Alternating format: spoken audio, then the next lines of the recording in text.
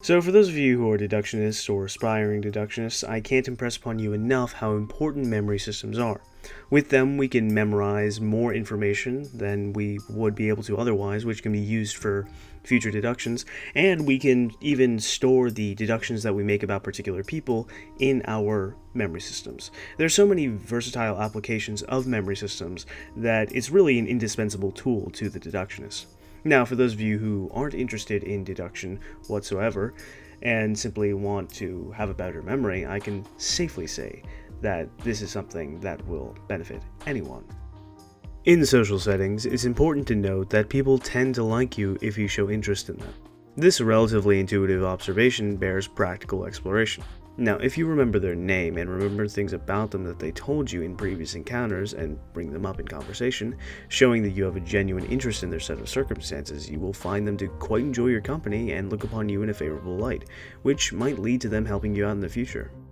Of course, you don't actually have to care about them in order to give that impression and reap the possible benefits. Say, for instance, you want a promotion at work, but you don't exactly like your boss, but you want him to think that you like him so that he will like you and possibly give you the promotion. Psychological research has shown that when you do something for someone, no matter how small, they will want to repay the favor in some way, usually in a greater way than the initial act that you did for them. This is something that con men have long exploited. For this reason, even something as simple as remembering a person's name can greatly benefit your relationship with them going forward. Now, of course, forgetting a name is something that we've all done, so it's not as if it's an unforgivable offense, and you can still bounce back and get the person to like you well enough depending on your level of charisma and other things that you do. But something as simple as remembering their name and calling them by it with a smile, as if you're old friends, even if you've only met just last week, can go a long way, so why not learn to do it better? So is there a simple and relatively foolproof way to remember a person's name with ease? Why, yes there is, and that's why you're here, so we might as well jump right into that. The technique we're going to be using is a visual-based one. Now we'll go into why we use visual memory as opposed to auditory repetition in another video, but I'm not going to bore you with that right this minute. What you need to know is that you need to imagine an image that you can associate with the name in question and then tie that image to the person's face. We call these images pegs. Now, there are a few ways you can go about creating pegs for names. Typically, a word that sounds like the name is ideal, but it could just as easily be an image that represents the meaning of the name itself. So you could do a lot of prep work and list off the most common names and then create a peg for each one of those ahead of time, and that way you have a list ready in your mind that you can then apply to people's faces as you meet people with those names. Or you could do the improvisation route, which I find to be just as easy to do and is the one that I personally do.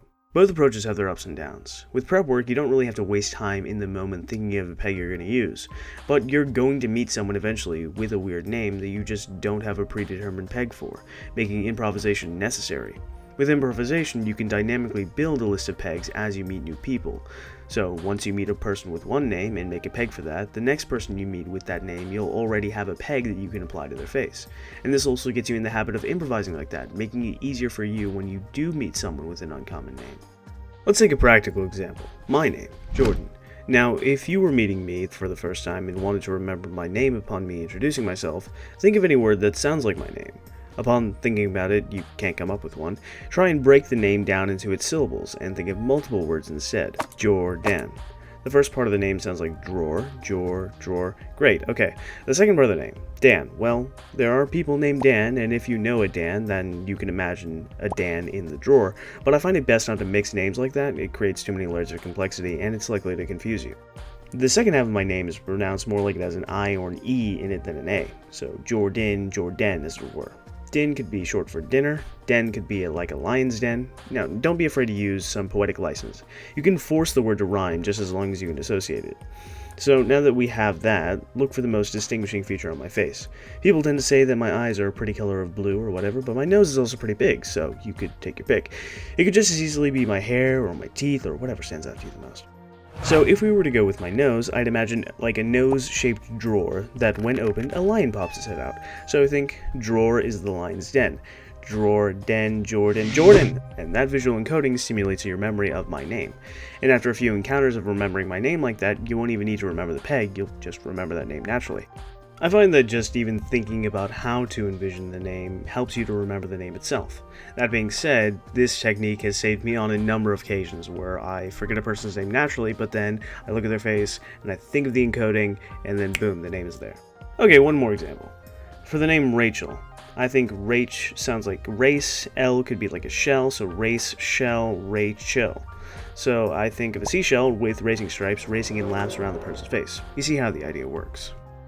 Now, I'm going to give you the opportunity to practice this real quick. What's going to happen is that a bunch of stock photos of faces are going to pop up on the screen one at a time with the name underneath. So you'll look at the name, encode it, and then figure out a way to tack it onto the face. Now, you can pause the video for as long as you need for each of these, but try and be as fast as you can. Alright, so the first two are going to be Jordan and Rachel, so that way you can use the pegs that we've already made and apply them to new faces.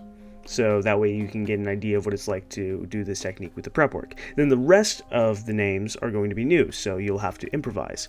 So again, you can pause the video for as long as you need. Now at the end of that, these pictures are going to cycle through again, this time without the name. Now if you want to check your work, take out a sheet of paper and write down the numbers 1 through 8. And then for each picture that comes out, see if you can remember the name and then write that name down. And then you'll be able to see at the end, because there will be a screen that shows all the correct answers, you'll be able to check your work and see if you're correct. So, good luck with that, and I'll see you at the end of the video.